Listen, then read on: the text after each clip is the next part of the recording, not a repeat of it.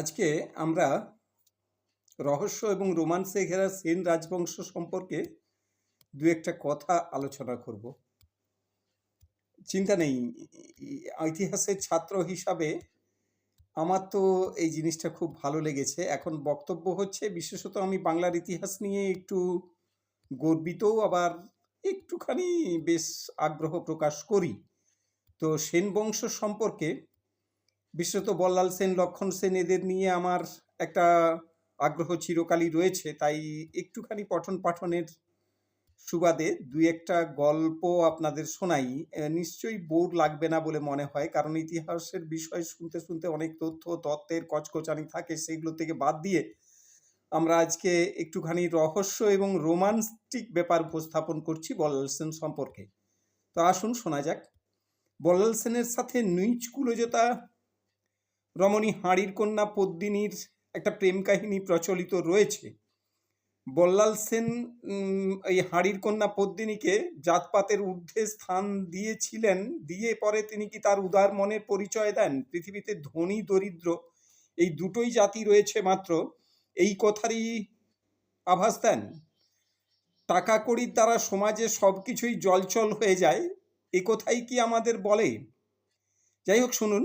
পরমা সুন্দরী হাঁড়ির কন্যা পদ্মিনীকে দেখে বল্লাল মুগ্ধ। তার কাছে পাণিগ্রহণের প্রস্তাব দেন বল্লাল। প্রেমিক বল্লাল রাজপ্রাসাদে এনে তাকে পট্টমহিষীর স্থান দিতে চান বল্লাল। তার প্রেমে বশীভূত হয়ে যান।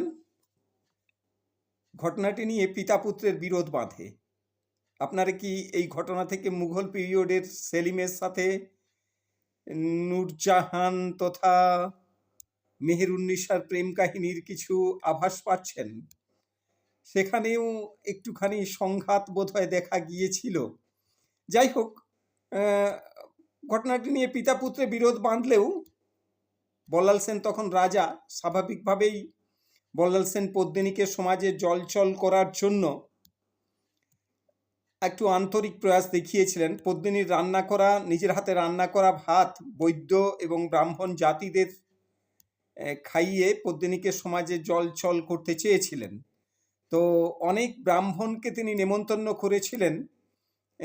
সবাই আসেনি, কেউ কেউ এসেছিলেন। যারা যারা এসেছিলেন তাদেরকে একটি সোনার পিঁড়ে উপহার দিয়েছিলেন, অর্থাৎ ওই স্বর্ণ পিঁড়েতে বসে তাদেরকে খাবারের ব্যবস্থা করেছিলেন বল্লাল সেন। আর যারা যারা আসেনি এমন সংখ্যাটাও কম নয়। তো যারা যারা এসেছিলেন তারা সমাজে স্বর্ণপিঠী ব্রাহ্মণ নামে পরিচিত। এখন দেখুন, এই স্বর্ণপিঠী ব্রাহ্মণরা আজ সমাজে একটা কিন্তু ব্যঙ্গাত্মক ব্যাপার। কিন্তু আমার মনে হয় কেন যে এরা, এই স্বর্ণপিঠীর ব্রাহ্মণরা, তাদের এই ব্যাপারটা নিয়ে এত লুকোচুরি করে জানি না। কেননা তারা তো তখন উদার মনেরই পরিচয় দিয়েছিলেন, জাতপাতের ঊর্ধ্বে সমাজকে স্থান দিতে চেয়েছিলেন। তাহলে কেন এই ব্যাপারটা আজকে এত স্বর্ণপিঠী ব্রাহ্মণ বললে তারা লজ্জিত হন, আমি বুঝি না। যাই হোক, যারা যারা বল্লালের ভাত খেয়েছিলেন সোনার পিঁড়ি সহ বেশ কিছু সাজ সরঞ্জাম, মানে সোনার ভোজনপত্র উপহার পেয়েছিলেন। কিন্তু ঘটনাটি নিয়ে রাজগুরু ভীম ওঝা বেশ বিরোধিতা করেছিলেন। তিনি গ্রাম থেকে অনেকটা দূরে বসবাস করতে শুরু করেছিলেন।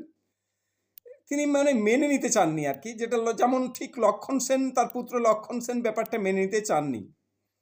কিন্তু আশ্চর্যের ব্যাপার কি জানেন? যে সমস্ত ব্রাহ্মণরা বল্লাল সেনকে ছেড়ে চলে গেলেন, বল্লাল সেন কিন্তু তাদের মাসিক বৃত্তি বন্ধ করেননি। আরও আশ্চর্য কি জানেন? তারা কিন্তু তাদের মাসিক বৃত্তির টাকাটা ঠিক গ্রহণ করেছিল। এর দ্বারাই মনে হয় বোঝা যায় যে টাকার সত্যিই কোনো জাত হয় না, জাতপাতের ঊর্ধ্বে ওঠে টাকা। যাই হোক, এজন্যই বোধহয় এই ব্যাপারটা বলে।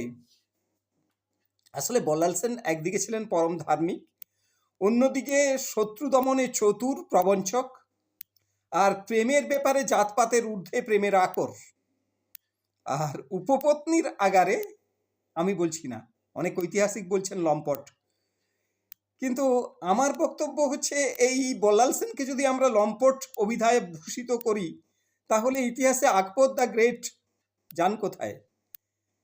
তিনি তো হারেম নিয়ে ব্যস্ত ছিলেন, এটা তো অস্বীকার করা যায় না। তবুও তো তিনি আকবর দ্য গ্রেট মুঘল পিরিয়ডে। যাই হোক, আবার বল্লাল সেনের আরেকটা গুণ ছিল, তিনি প্রচুর ধ্যান করতেন। তাই কখনো কখনো রাজকোষ শূন্য হয়ে যেত।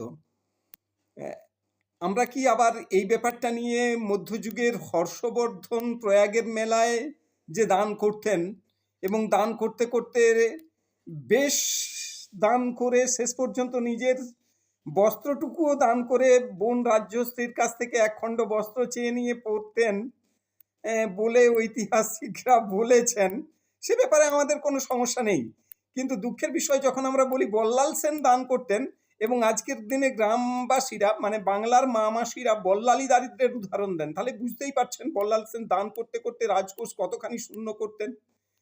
বল্লালি দারিদ্রের উদাহরণ কিন্তু গ্রাম বাংলাতে রয়েছে। আর পাণ্ডিত্যের ব্যাপারে বল্লাল সেনের দানসাগর এবং অদ্ভুত সাগর আমাদের অদ্ভুত করে। অনেকে জানি, অনেকে বলবেন যে কোথায় পাচ্ছেন, দানসাগর আর অদ্ভুত সাগর তো অনিরুদ্ধ ভট্টের লেখা।